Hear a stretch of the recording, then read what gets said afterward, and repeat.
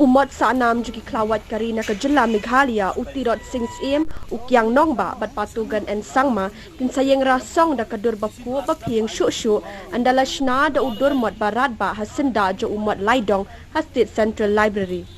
Bat pen urloy kani ka jing temu la sedang ka jing jurib do ba san bor shulai mentei mati thau bat dairiti ha ka jing don lang jo ki kher ki mer na katanat sorkar mati thau bat dairiti.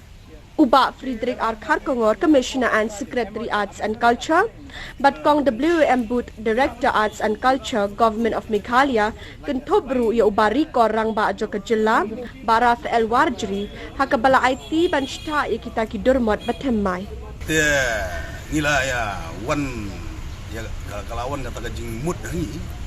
ba ladon katuan lagi bebensian lagi kamtam ini young generation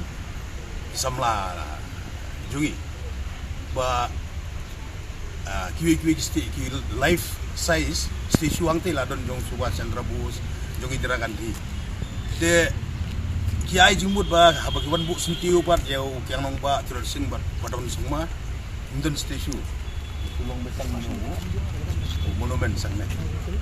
de nga hadin manglasim ti gumu minister tengah apat barang nglaso de begini sila bino full size station jong hilai ngut ki klawat jong i nong ya kun ya lai lu na lu tirot sing yang nong ba patalon semua de ke bosnat de je trestom jong ni officer ba Frederick jong bud director de nilai initiate sebuah ka concern department nilai yo cuma mentah ke fast fees lai pulak tibara fel ngila ila sedang ban senang ya dengan kam, but nila aipur apu alai benai bayin pendat no. Teknang baga dengan pensuk nomor ba hidon ru nagiseng bahalang di babun di bajuan ni kendu ya nga. Te hap dulu pual kat segi khan segi yap jadi kelawat. Ki hap riang dolan ban bu sentir. Kai ga bangi experience nak kala last year for bangi ya. Bu sentir ya babu susot ham kat segi yap yongu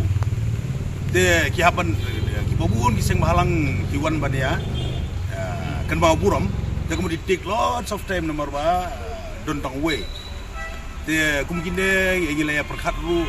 badi ba Frederick ngin saya discuss what jong babu susu hamru sate saneng paru ngin saya initiate ban